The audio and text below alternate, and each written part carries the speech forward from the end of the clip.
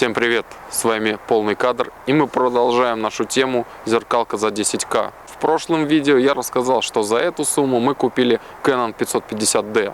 Сегодня я предлагаю поподробнее поговорить об этой камере, рассказать об ее особенностях, посмотреть, как она умеет фотографировать и снимать видео.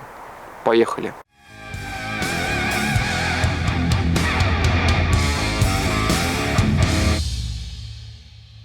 Canon 550D начал выпускаться в 2010 году.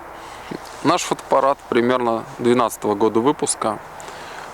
Это любительская камера, и в линейке любительских зеркалок Canon она расположена примерно посередине. Более младшая линейка имеет 4 цифры в названии, например, Canon 1000D, Canon 1100D, а более старшая, наоборот, 2 цифры, например, Canon 50D. Внешний вид Canon 550D типичен для кроп-камер Canon.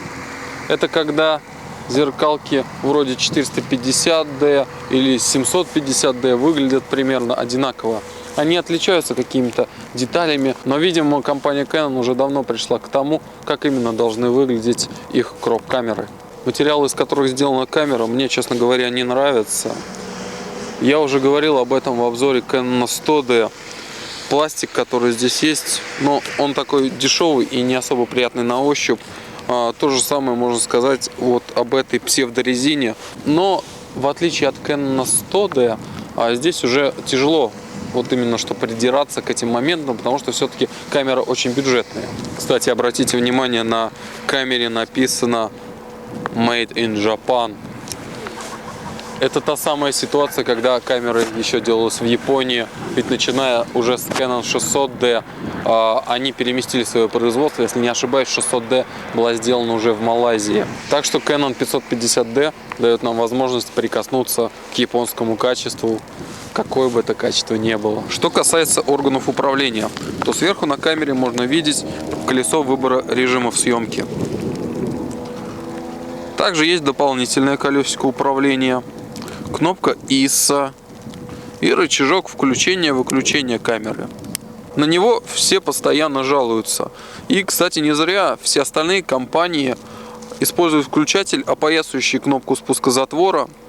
Он гораздо удобнее. Но Canon отчаянно не хочет прислушиваться к мнению большинства. Также сверху мы можем видеть горячий башмак и встроенную вспышку. На задней части камеры мы можем видеть 3-дюймовый дисплей. Он не поворотный и не сенсорный. В те годы, когда этот фотоаппарат увидел свет, подобных технологий еще не завезли. Тем не менее, дисплей большой и весьма качественный. Сразу над ним можно видеть видоискатель. Как у большинства моделей такого уровня, здесь используется пентазеркало, и покрытие кадра видоискателя составляет 95%. То есть по качеству данный видоискатель, конечно, хуже, чем на старших моделях. Рядом с ним, кстати, расположено колесико диоптрийной коррекции. Так что, если ты такой же крот, как я, то это может тебя выручить. Слева от видоискателя расположены кнопки управления меню и дисплеем, а справа кнопка включения Live View, и она же кнопка активации видеозаписи в режиме видео. В правой части камеры расположены различные кнопки управления, как то кнопка коррекции экспозиции или кнопки просмотра записи и их удаления, и также другие управляющие кнопки. Справа у нас тут разъем для карты памяти. В общем-то, расположен он в удобном месте, как у большинства зеркалок. Карты памяти формата SD, SDHC, SDXC. Здесь у нас стоит карта памяти, мы поставили на 64 гигабайта. Для видеозаписи самое то. Снизу тут у нас отсек для аккумулятора. Аккумулятор имеет емкость 1120 мАч. Также внизу мы можем видеть штативное гнездо и ту заветную надпись Made in Japan. Слева у нас расположены различные разъемы. Выход под микрофон, под внешний микрофон, разъем для пульта, тросика, HDMI выход и мини-USB. Нету разъема для наушников. Но в целом это все обходится путем подключения наушников к разъему мини-USB. В комплекте с фотоаппаратом, как вы помните, у нас объектив 18-55 мм Canon EFS IS второй версии. Давайте разберемся, вы полное название сейчас видите на экране, давайте разберемся, что значит каждая из букв. Ну, Canon понятно, это фирма-производитель. EFS означает, что объектив предназначен для кроп-камер Canon. 18-55 мм это фокусное расстояние, оно переменное. Также в названии объектива указана светосила от 3,5 до 5,6. Таким образом, светосила у нас здесь не постоянная. IS в названии означает наличие стабилизатора изображения. И циферка 2 обозначает, что это вторая версия данного стекла. Сам по себе объектив мало чем отличается от следующей версии 18-55 мм STM. На нее я делал обзор ранее, если кому интересно, можете ознакомиться. Но в целом объектив такой же дешевый и сделан не из самых лучших материалов. Кольцо зума не отличается особой плавностью, но больше всего поразило кольцо фокусировки.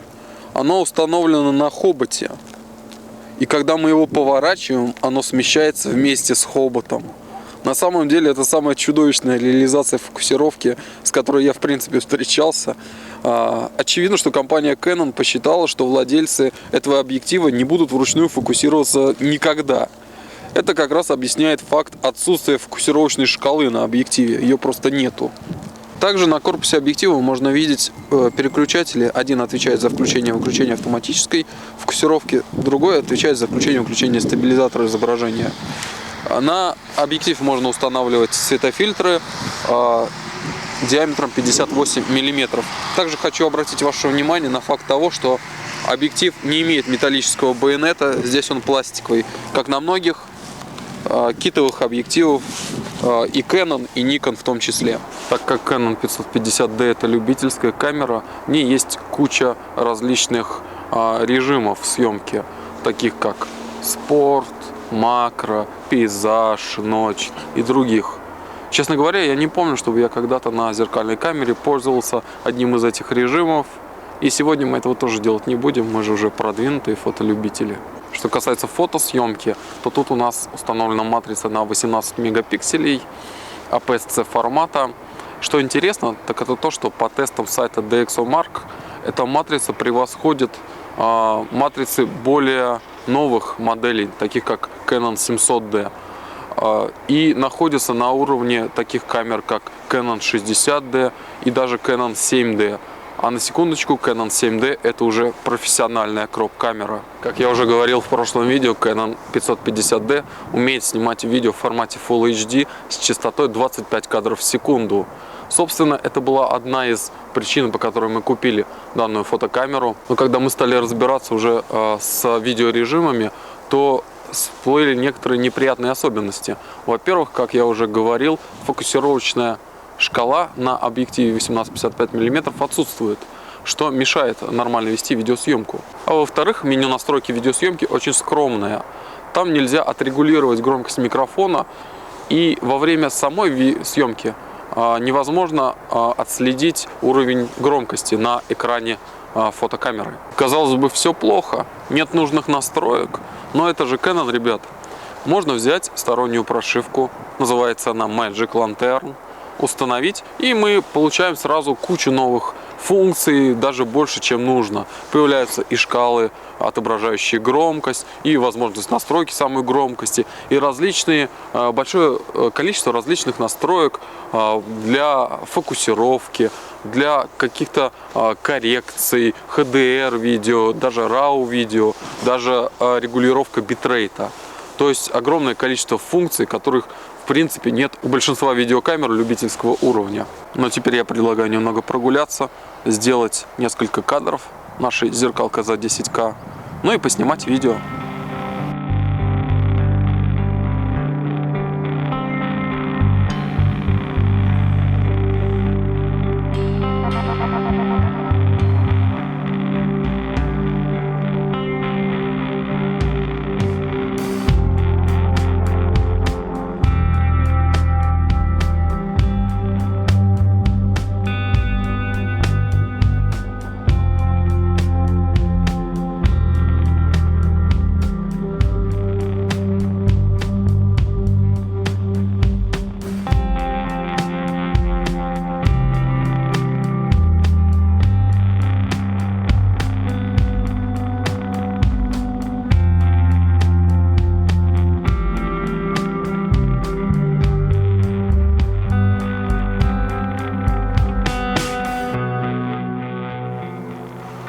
отличие от нашей самой дешевой зеркалки, здесь мы имеем возможность съемки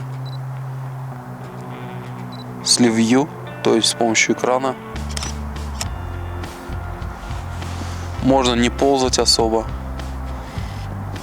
Конечно, сам режим работает не прям скажем, что суперски. Все-таки он в это время только появился у Canon.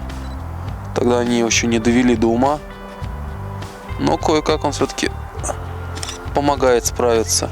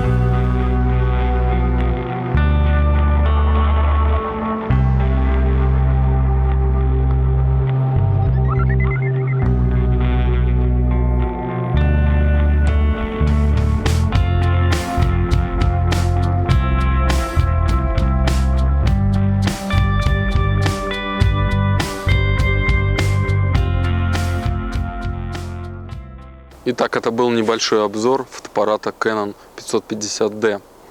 Я по-прежнему склоняюсь к тому, что это лучшая камера в бюджете 10 тысяч рублей. Особенно, если вы ищете мультимедийный аппарат. А сегодня на этом все. Следите за нашим проектом «Зеркалка за 10К». А для этого подписывайтесь на наш канал. Подписывайтесь на нашу группу ВКонтакте. Ставьте нам лайки. Всем спасибо за внимание. Всем пока.